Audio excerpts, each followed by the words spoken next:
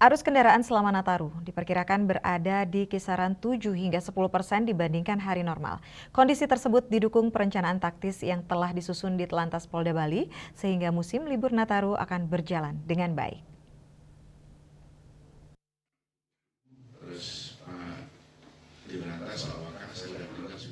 Di saat meninjau Smart City di Telantas Polda Bali, Kakor Lantas Polri Irjen Polisi Agus Suryonugroho memastikan kesiapan pengamanan dan pengelolaan lalu lintas di Bali jelang operasi Natal dan Tahun Baru Nataru dengan melakukan pengecekan langsung dari Pelabuhan Ketapang menuju Gilimanuk yang dilanjutkan penyusuran jalan hingga wilayah kota Bali.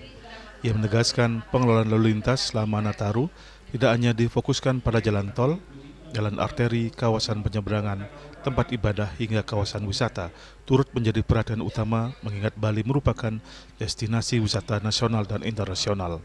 Kesiapan tersebut didukung perencanaan taktis yang telah disusun di Telantas Polda Bali.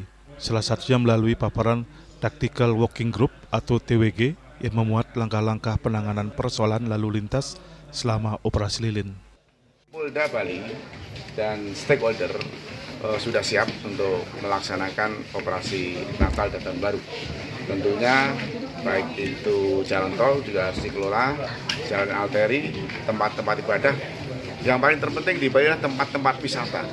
Jadi jalur jalan yang menuju ke wisata dan tempat wisata. Ini harus dikelola dengan baik dan skenario daripada rekayasa lalu lintas sudah harus dipersiapkan. Kalau proyeksi jumlah kendaraan, angkanya saya tidak begitu tetapi ada kenaikan untuk kendaraan itu hampir 7-10% dari hari biasa.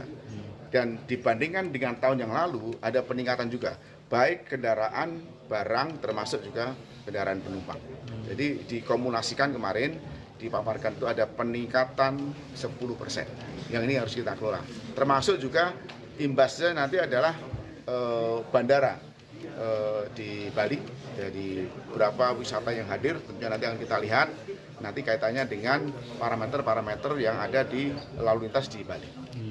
Berdasarkan paparan yang diterima terjadi peningkatan kendaraan barang sekitar 10% dan masih dalam kondisi terkendali. Proyeksi kenaikan arus kendaraan selama Nataru diperkirakan berada di kisaran 7 hingga 10% dibandingkan hari normal.